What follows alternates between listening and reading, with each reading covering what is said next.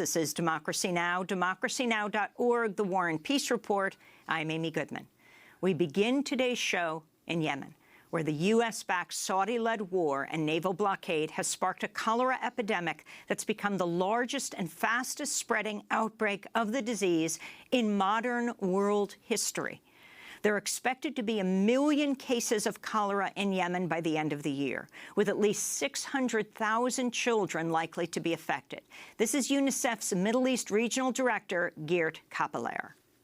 Every day we have at least 5,000 to 10,000 newly reported cases throughout the country.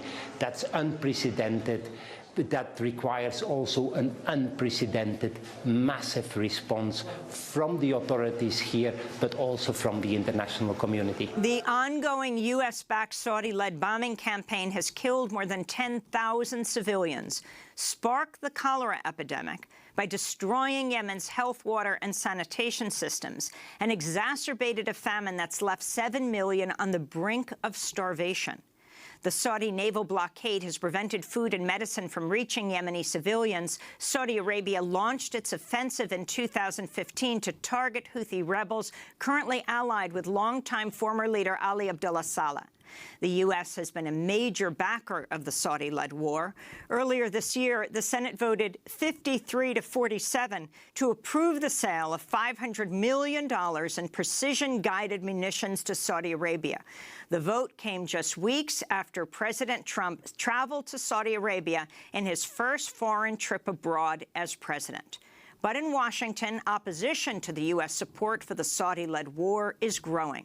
A surprising number of lawmakers voted against the $500 million weapons deal earlier this year, and now lawmakers have introduced a constitutional resolution to withdraw all U.S. support for the war. In an op-ed piece for the New York Times, California Congressmember Khanna, North Carolina Congressman Walter Jones, and Wisconsin Congressman Mark Pocan write they introduced the resolution, quote, in order to help put an end to the suffering of a country approaching a famine of biblical proportions. We believe the American people, if presented with the facts of this conflict, will oppose the use of their tax dollars to bomb and starve civilians, unquote. Well, to talk more about opposition to the U.S.-backed war in Yemen, we go to Palo Alto, California, to speak with Khanna, a Democratic congressmember from California, co-author of that New York Times piece headlined, "Stop the Unconstitutional War in Yemen." Congressmember Khanna, welcome to Democracy Now! What are you demanding right now? Explain the scope, the gravity of the crisis in Yemen.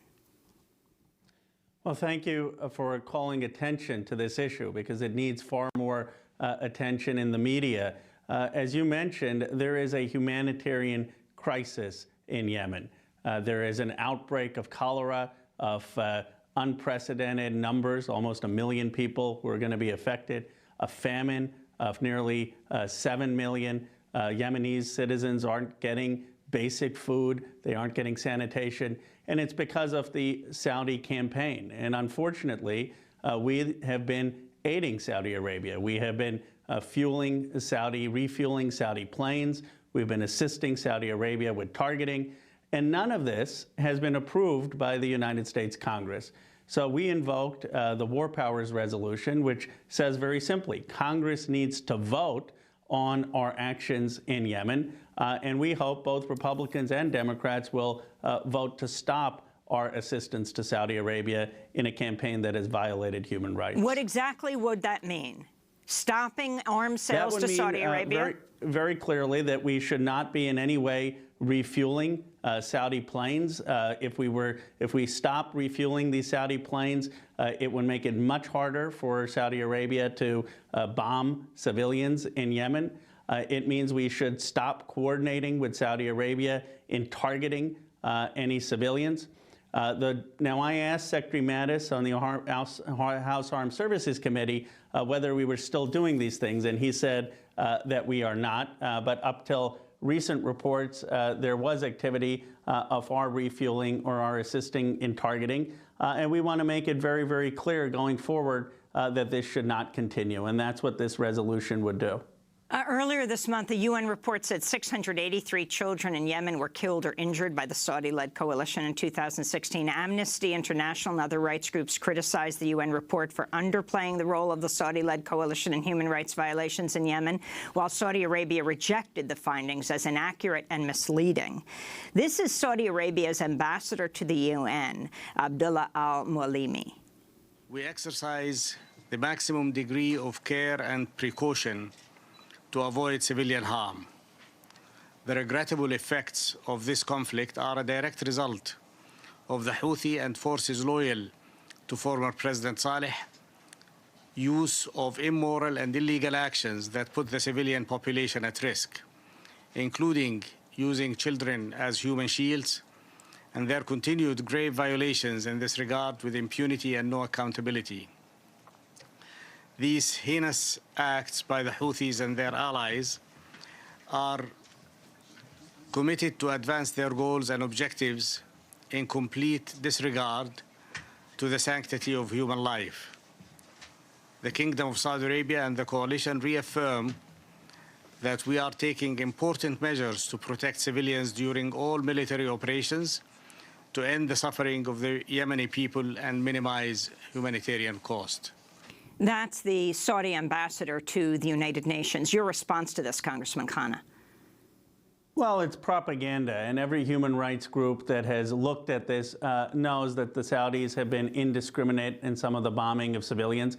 Look, the Houthi rebels aren't of clean hands, and they're not blameless in the conflict. But the Saudis have made this argument that most of the famine and cholera are in areas that the Houthis control. And that's just false and misleading, because the reality is, yes, the Houthis may be controlling those areas, but the reason that the famine is taking place is because the Saudis aren't allowing food or medicine to go in there, and the Saudis are bombing those areas.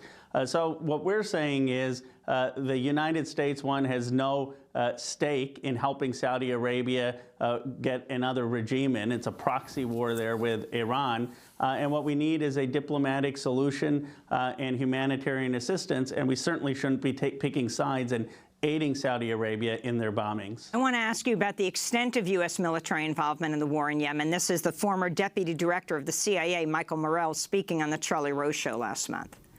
As we sit here and speak, there are U.S. special forces on the ground in Yemen. They were put there by the Trump administration to support what the Saudis and the Emiratis are doing there. That is supporting our allies, and it is pushing back on what the Iranians are trying to achieve in Yemen. So that's the former deputy director of the CIA, Michael Morell, saying there are U.S. special forces on the ground in Yemen. Congressman Khanna, can you comment on this? What's the role of these special forces there? Well, if you talk to military leaders, they will tell you that some of our forces there are engaged in counterterrorism operations against al-Qaeda.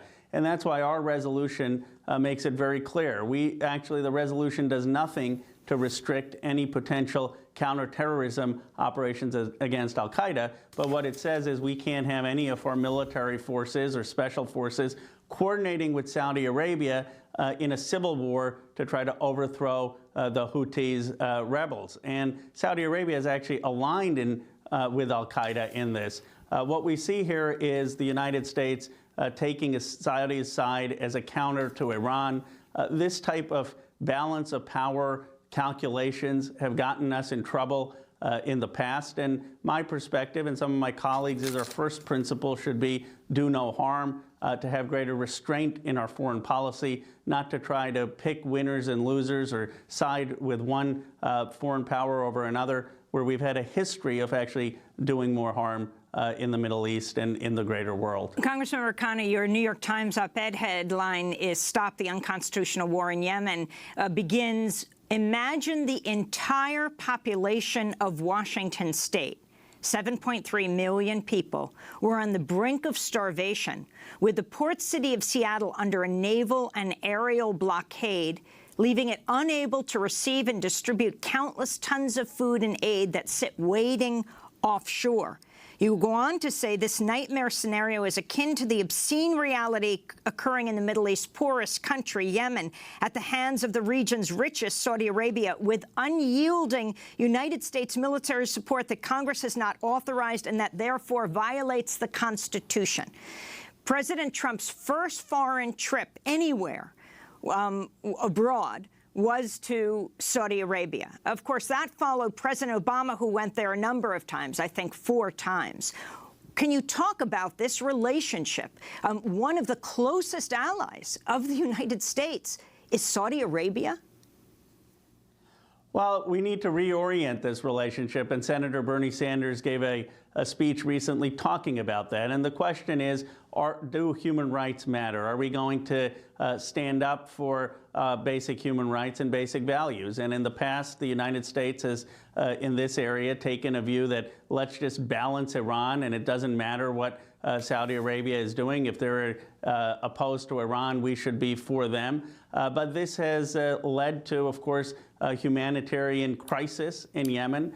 And here's the thing, if you talk to ordinary Americans, and if they were to know what we were doing, they would be appalled. They would not want us aiding the Saudis in bombing civilians in Yemen, and they certainly don't think the United States has a stake in a fight against the Houthis or in a proxy war against Iran. And so what this resolution is doing is actually bringing this for a debate. That's why the War Powers Act said it has to be Congress that makes these decisions, because Congress is more accountable to people.